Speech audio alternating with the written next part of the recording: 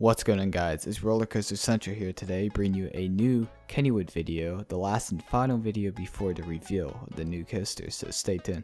If you guys watched my previous video, I mentioned about the construction updates recently, and I mentioned about the stats, but I didn't get to go in detail what I think it's going to be until now, so let's find out. Kennywood's first phase was a scratch off with 9 hidden numbers, which we had to figure out. Alright guys, I want to give you a quick rundown of my opinions on these stats. 220, I say that's the height of the coaster. 24, $24 million.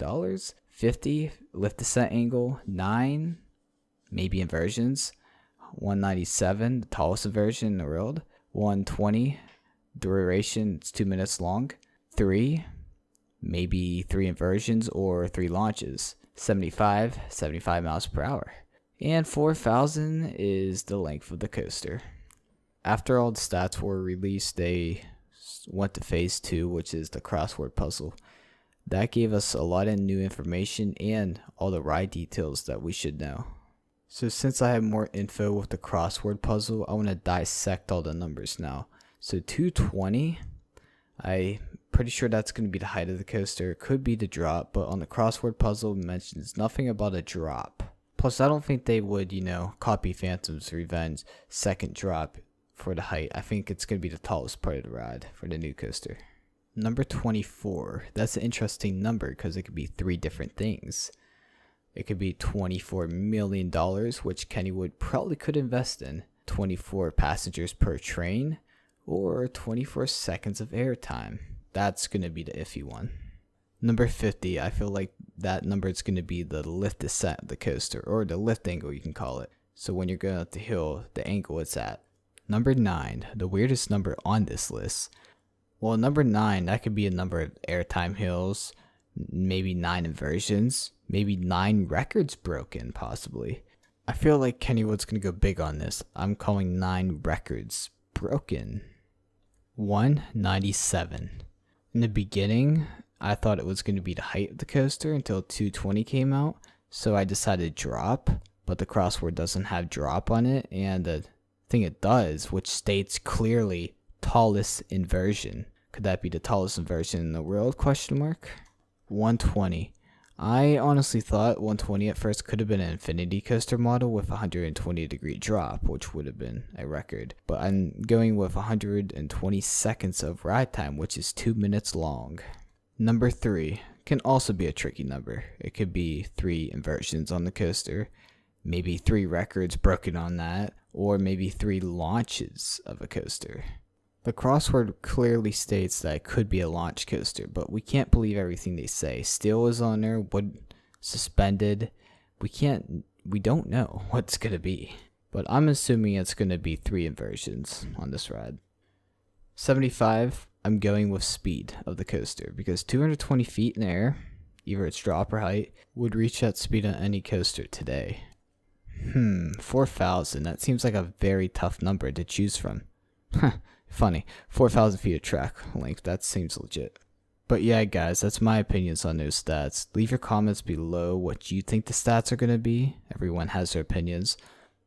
But yeah, that crossword puzzle they put out for us, mentioning a lot of interesting words like steel, suspended, wood, launches, tallest inversion, lift angle, height, speed, length, and many more. Phase 2 of Kennywood's campaign is just another step to increase popularity and to drive people to go for the first riders experience and to turn in their submissions before July 16th. But yeah, on the 16th, all the submissions will be turned in and we can't vote after that. So guys, that brings us to one conclusion. When are they going to announce this new coaster? They said by the end of July. Is it going to be the 16th, the 17th, the 21st maybe? We'll find out soon enough. So I took a trip to Kennywood on Friday the 13th and seen a lot of construction in the logjam area. They blocked off the entryway to go all the way back to see the progress now. But if you take a look through the fence, you could see new markings, a lot of footers placed where a possible lift hill could go, ? We don't know. Leave your comments down below. But yeah, I posted a story on Instagram about the new construction. Like I said, it's an overdrive right now. The construction is moving real quick, but only time could tell. But yeah, there's one big thing I've been hiding from you guys. What do I think the manufacturer is going to be? Well guys, it's time to find out. I chose 3 manufacturers which I think is best for Kennywood, so let's find out now. At number 3, I chose Intamin. I just don't think Intamin would be number 1 in this list. I mean, yes, Kennywood could add a nice Intamin coaster there, but those coasters can be really pricey and they could take up a lot of room. I don't think Kennywood has the money and space at the moment to do that type of investment yet. At number 2, I chose Vekuma. I feel like they can make a big comeback in the US with something very unique and something that would fit for Kennywood and bring Kennywood's elite status back up like it was in the past. But if Kennywood did choose a Vekuma coaster, I feel like that would bring a lot of popularity back in the coaster community for Vekumas in general and bring a lot of parks interested to get the newest Vekuma model. But at number 1, I chose Mack Rides. This manufacturer has not been too known yet in the US. They build a few coasters here, but there's a lot of them in the European areas. But adding a possible Mack coaster at Kennywood might be a likely option because the footers, if you took a look at DC Rivals, the footers look the exact same.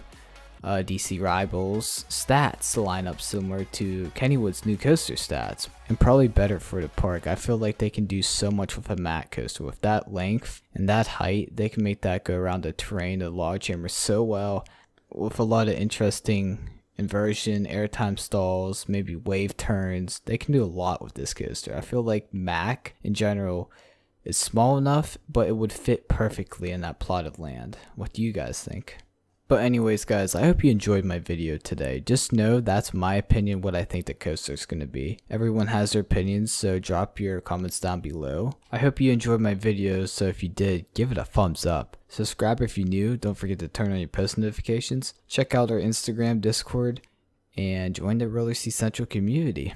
As always, thanks for watching. Peace out.